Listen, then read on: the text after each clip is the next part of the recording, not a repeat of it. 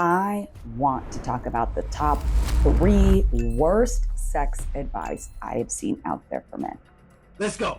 Many women will tell you that hours of penetration sounds less like a fantasy and more like a coochie burn, okay? So that was a lie. We have evidence that semen retention may, in fact, harm you in some ways. Hey YouTube fam, it is your girl, Dr. Fenwa Milhouse, Doctor Down Below, your favorite urologist, co-founder, co-CEO of Down There Urology in Chicago. And I want to talk about the top 3 worst sex advice I have seen out there for men. Number 3, lasting for hours is the ultimate goal. This may be one of the most damaging pieces of sexual advice men receive. Somewhere along the way, men were taught that the longer sex lasts, the better sex must be. I blame media, I blame music, I blame society. I mean, we hear it in music lyrics and movie scenes. Missy Elliott's 1 Minute Man song comes to my mind. Ludacris has a lyric that says, "It's time to set your clock back as long as you can. I stop daylight. I'm Ludacris, the maintenance man." And basically, he's telling his partner to prepare for an all-nighter, okay? But guess what? Okay, let's be real. The quality of sex isn't measured by the time it takes. And in fact, really prolonged sessions are actually not that desirable or comfortable. In study after study, what predicts sexual satisfaction is not how long intercourse lasts. It's factors like arousal, communication, pleasure, connection, and whether both partners' needs are being met, okay? So being a giver in the bedroom is more important than how long you can last. And in fact, many women will tell you that hours of penetration sounds less like a fantasy and more like a coochie burn, okay? Even with adequate lubrication, prolonged sexual activity really depletes natural lubrication on genitals alike, okay? And this can lead to dryness for both partners. It can lead to microabrasions even, and just feel downright painful. So did you know that the average duration of vaginal intercourse before male or female orgasm is measured in minutes, not hours? So the average before female orgasm is 13 and a half minutes, about 13 and a half minutes for women. And the average is around 5 minutes for men. So prolonged sex doesn't really feel good for both penis owners and vaginal owners, typically. And again, like I just said, it can lead to less pleasant sensations like rawness, stinging, burning from coochie burns and penis burns, okay? The other thing that we rarely see in urology, but can and have seen, are penile fractures. A penile fracture is where the penis accidentally breaks and is a surgical emergency. I know you're thinking, penis breaks, the penis doesn't have a bone in it. That's not a bone. Well, it has corpora cavernosa, and these are the columns that are important for blood flow, and they can tear, i.e. break, leading to immediate pain, immediate swelling, and a deformity of the penis that needs to be corrected. This is, again, like I just said, a surgical emergency, one of those sex sent me to the ER type circumstances where we do have to do surgery to correct it. Prolonged sexual activity has been associated with a higher risk of penile fracture injury because after a while, you're maybe like physically fatigued, but you're still going at it, and you're more likely to, shall I say, make a mistake in your target.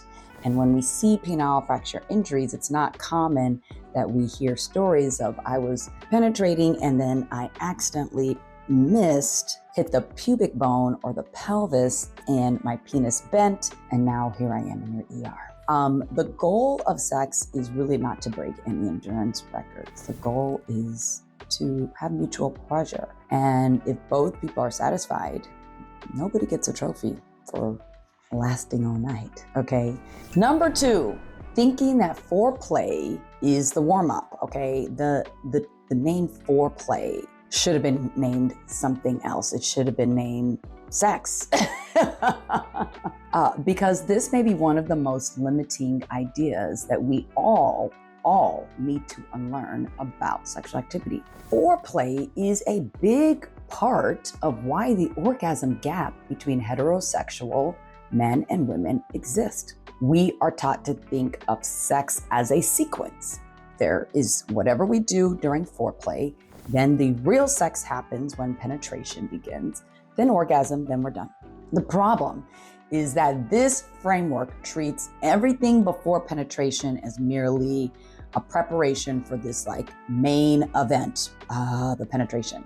And it also serves the penis owner because most vaginal owners require clitoral stimulation to orgasm. Yeah, 85% of us, okay?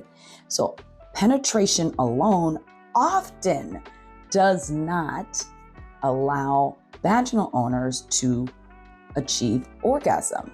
We're not thinking of it as sex, so we're not really, committed to it. The kissing, the touching, the oral sex, the teasing, and the mutual exploration aren't simply opening acts. They are all a part of the sexual experience itself. Sex shouldn't be thought of beginning with penetration. So why in heterosexual relationships do we consider this main act to just be one thing that gets done? Sex doesn't begin with penetration, and foreplay can and probably should continue throughout the process. When men view foreplay as a hurdle they have to clear, again, before getting to the main act, they'll rush through it, okay? And their partners may be enjoying that part of things the most. They're missing the point. Great lovers don't ask, how quickly can we get to penetration? They ask, how can I make this entire experience pleasurable, okay, from start to finish?